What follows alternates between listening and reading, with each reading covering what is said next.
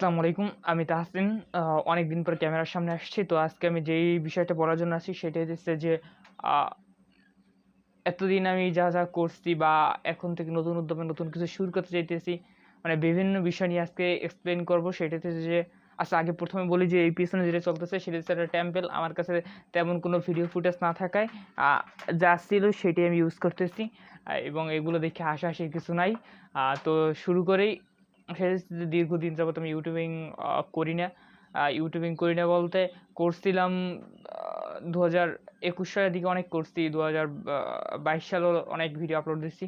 তো ২০২২ সালের অক্টোবর মাসে আমার ইউটিউব চ্যানেলটা হারাই ফেলাই, যেটা ছিল ফ্রেন্ড সার্কেল। এবং ওই চ্যানেলে ১০০ র উপরে সাবস্ক্রাইবার ছিল, ১২০ এর মতো। এভাবে এভারেজ ১২০ সাবস্ক্রাইবার ছিল। ওই চ্যানেলটা হারাই ফেলাই এবং কথা হইতেছে যে ওই যে চ্যানেলটার হারানোর পরে আর আমি তেমন কোনো চ্যানেল খুলিও না। খুলিলেও তেমন একটা আপলোড করি না। এবং ওই চ্যানেলটা ছিল tahsin22@gmail.com। ওই ইমেইলটা দিয়া খোলা ছিল এবং ওই ইমেইলটা রিকভারিও করতে পারিনি। যার কারণে পরবর্তীতে আর তেমন একটা ইউটিউবে কাজ করা হয় নাই। না করার অন্যতম একটা কারণ হইছে যে আমার নেটের প্রবলেম ছিল। মানে আপলোড করার তেমন একটা ভিডিও আপলোড করার জায়গা পাইতাম না। তারপর যা মানে মোবাইলে জমায় রাখতাম স্টোরেজে, যে কোনোখানে যদি ইউটিউবে ভিডিও আপলোড করা হয় তেমন একটা যদি প্লেস পেতাম, তখন আমি আপলোড করতাম ওই ভিডিওগুলা। তো এভাবেই চলতেছিল। মোটামুটি ভালোই যাইতেছিল। ২০২২ সাল ২০২২ সাল অক্টোবরে গেল। ২০২৩ সালে আসলো। ২০২৩ সালের জানুয়ারিতে আমি আবার ওই মেসটা ছেড়ে দিলাম আরকি। ওইখান থেকে আমি বরিশাল থেকে আমি চলে আসি বাড়িতে। তো ২০২৩ সালের জানুয়ারি থেকে জুলাইয়ের ১১ তারিখ না যেন ১০ তারিখ, আচ্ছা ৯, ১০, ১১ এরকম একটা কিছু একটা হবে। তো ওই তারিখে আমি আবার বরিশাল মেসের উদ্দেশ্যে যাই এবং ওইখানে কিছুদিন মামার বাসা থেকে আগস্টের ১ তারিখে আমি আবার মেসে উঠি। তো আবার দিনকাল ভালোই চলতেছিল।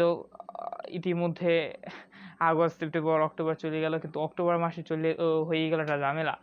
অক্টোবর মাসে ২৭ তারিখ শুক্রবার ১টা ৪৫ তখন মানে একটা অ্যাক্সিডেন্ট হয়। গাছ থেকে পড়ে যাই। বাড়ির পেছনে গাছের ডাল কাটতে যাই এবং ওইখান থেকে গাছ থেকে পড়ে যাই এবং পড়ে যাইয়া জীবনটা পুরো উল্টে যায়। মানে আগে যেভাবে চলতেছিল তার থেকে অনেকটাই আলাদা হয়ে যায় এখন। আলাদা বলতে মানে 180 ডিগ্রি প্রায় উল্টে গেছে। আগে যা ছিল স্বপ্ন, ইচ্ছা, যেভাবে আগাইছিলাম তা এখন নাই বললেই চলে। মানে একদম ঘুরে গেছে জীবনটা। আহ পড়ে মেরুদণ্ড ভাঙে যায়। তখন আমি হাঁটতেও পারতাম না। ইভেন গাছ থেকে পড়ার পর আমি নিজে লড়তে চড়তেও পারতাম না, এমন একটা অবস্থা। আমার বাইরে বলি মোবাইলটা আনতে। মোবাইলটা আনার পর ওই রাহাত, আকাশ ওদেরকে কল দিই। সাইফুলের অটো লইয়া জায়গায় অটোতে নিয়ে শেরেবাংলা হাসপাতালে নেয়। তো শেরেবাংলা হাসপাতালে ২৭ তারিখে আমি যাই এবং চিকিৎসা নেই। কিন্তু তারা চিকিৎসা দিতে ওইখানে ব্যর্থ হয়। কারণ মেরুদণ্ড যে ভাঙে গেছে, মেরুদণ্ডে একটা অপারেশন লাগবে।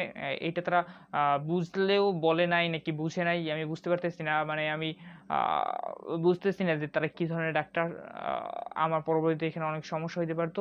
তো তারা বিষয়টা আমাদেরকে জানায় নাই এবং বড় একটা সমস্যা হয়েছে যে প্রস্রাব করতে পারতেছিলাম না এবং বাড়িতে আসার পরে এটা নিয়ে আরও উদ্বিগ্ন যখন বাড়ে, যে এখন কি হবে না হবে এই বিষয়ে। তখন আব্বু ঢাকায় ডাক্তার দেখায়। ঢাকা ডাক্তাররা বলে যে ঢাকায় নিয়ে আসেন, ভালো চিকিৎসা, উন্নত চিকিৎসা করানো দরকার। দেন আমি তখন ঢাকা যাই আপনার ৮ তারিখ। এটা ছিল যে অক্টোবরের ২৭ তারিখে আমি গাছ থেকে পড়ি। বরিশাল শেরেবাংলা হাসপাতালে ছিলাম ৪ থেকে ৫ দিন। ৪-৫ দিন ছিলাম। তখন অক্টোবর মাস শেষ হয়ে যায়। আগস্টের ৮ তারিখ, না কি বলি, নভেম্বরের ৮ তারিখে আমি পঙ্গু হাসপাতালে যাই এবং ভর্তি হই। তো তখন ছিলাম যে ক্যাজুয়ালিটি 3 বেড নাম্বার 1 এ ছিলাম।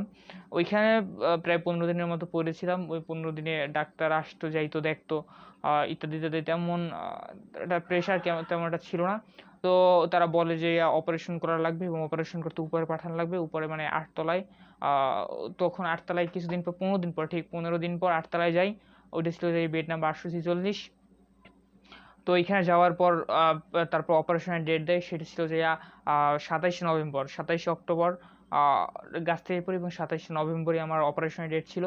তো অপারেশন ডেটের আগের দিন রাত্রবেলা আবার হয়েছে কাহিনী। মোবাইলে, ফোনের স্টোরেজে অনেক ছবি, ভিডিও ছিল যেগুলা, বিশেষ করে ছবিগুলো, ভিডিওগুলো যা ছিল না ছিল ওগুলা ব্যাপার না। কিন্তু ভিডিওগুলো হারাই গেছে এবং ছবিগুলো হারাইতে গেছি এবং ছবিগুলোর ব্যাপারে বেশি আমি চিন্তা করছি, এখনও করি। মানে একে তো বিপদ, আরেকদিকে অন্য বিপদ মেমোরিটা ক্র্যাশ করে। তো তারপর আর কি 27 তারিখ অপারেশন হয়। ওদিকে আবার আমার সাথে সেমিস্টার ফাইনাল চলে আসে। ওইটা ছিল নভেম্বরের প্রথম দিকে সেমিস্টার ফাইনাল শুরু হয় নাকি, হ্যাঁ। তো সেমিস্টার ফাইনাল পরীক্ষা না দেওয়ার কারণে আমি পলিটেকনিকও এক ইয়ার পিছনে পড়ে যাই। তো এইভাবে ওইখান থেকে আমি নভেম্বর 27 তারিখ আমার হয়, অপারেশন হয়। তারপর কিছুদিন অনেক আবার বেশি অসুস্থ ছিলাম। তারপর মেডিকেল দেওয়ার আগে ক্যাথেটার খোলা হয়, তখন আমি ক্লিয়ারলি সব কিছু করতে পারতাম, তখন মোটামুটি সুস্থ বলা যেতে পারে। দেন আমি 8 তারিখ, নভেম্বরের 8 তারিখ মেডিকেলে ভর্তি হই এবং ডিসেম্বর 8 তারিখ ঠিক 1 মাস পর মেডিকেল থেকে রিলিজ পাই এবং আমি ঢাকায় আব্বুর ওইখানে থাকি কিছুদিন থাকার পর 12 তারিখ ঠিক 4 দিন পর আবার পঙ্গু হাসপাতালে যাই এবং ওইখান থেকে সেলাই না, ওটা ছিল এক ধরনের পিন মেরা। ওই পিনটা ছুটেই ফেলাই। ছুটানোর পর তারপর আরও কিছুদিন ঢাকায় থাকি। ঢাকায় থাকা আবার বাড়ি আসার পর মাসখানেক রেস্ট নেই। আবার 13-14 তারিখ মনে হয় জানুয়ারির আবার ঢাকায় যাই। আবার ওই যে অপারেশন করছে ডাক্তার সামদানি, তার থেকে কিছু পরামর্শ উপদেশ বা কিছু একটা নিতে যাই। দেন এইভাবে কিছু আবার আসার পর মোটামুটি যখন সুস্থ হই, মোটামুটি হাঁটি। আবার যখন দেখা করতে যাই বলছে যে একটু রেস্ট নিতে, আবার কিছুদিন রেস্ট নেই। আনুমানিক 3 মাস, মোটামুটি জানুয়ারি ফেব্রুয়ারি মার্চ হইতে পারে, এই 3 মাস মোটামুটি রেস্টেই ছিলাম বলা যেতে পারে। বিছানায় শুয়েই ছিলাম, হাঁটতাম চলতাম খুবই কম। তো এইভাবেই চলার পরে আমি মোটামুটি এখন সুস্থ হয়ে বলা যেতে পারে।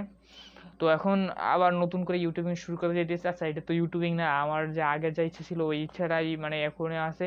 সেইটাতে যাইয়া এখন যেসব কাজকর্ম করি, এই যে কুকর্মটা করতেছি, এই কুকর্মটা মানে মুড়ি বানাইতেছি, এই ভিডিওটাই কি ইউটিউবে থাকবে। এবং এই ভিডিওটা আমি পরবর্তীতে মানে আরও 35 বছর পর চাইলে আমি এটা কিন্তু দেখতে পারবো। আচ্ছা, আমি যদি না দেখি, আমার সাথে যা পোলাপান আছে ওরা দেখবে, বা আমার পরবর্তী প্রজন্ম তারা দেখতে পারবে যে বাপদাদের আমলের স্মৃতি ধরে রাখতে চায় যদি কেউ, এগুলো সে দেখতে পারে। এই জন্যই রেখে দেওয়া, বা আমাদেরও পরবর্তীতে এই স্মৃতিগুলো মনে রাখার জন্য এগুলো আমি আবার পুনরায় রেখে দিতে চাই। এই জন্য পুরো দমে আবার শুরু করছি। এখন বাসায় ইন্টারনেটও ছিল, আগে ইন্টারনেটের সমস্যা, ল্যাক অফ ইন্টারনেট, যার কারণে আমি কিন্তু কোনো ধরনের ভিডিও আপলোড করতে পারিনি। এখন আবার সময় আসছে এই ভিডিওগুলো আপলোড করার, নতুনভাবে ভিডিও ছাড়ার। আপনারা আশা করছি আমার সাথে থাকবেন, আমাকে সাপোর্ট করবেন, এই ধরনের নিত্য নতুন কন্টেন্ট পাবেন। এই আর কি বলবো, এইটাই বলার ছিল। এইখানে মুড়ি বানানি খাবার চলতেছে, এরপরে আমরা বিরিয়ানির আয়োজন করছি, ওইসব ভিডিও আস্তে আস্তে আসবে। তো গাইস, আবার পুনরায় আগের মতো সাথেই থাকুন, দেখা হবে পরবর্তী কোনো ভিডিওতে, সাথে থাকুন। আসসালামু আলাইকুম।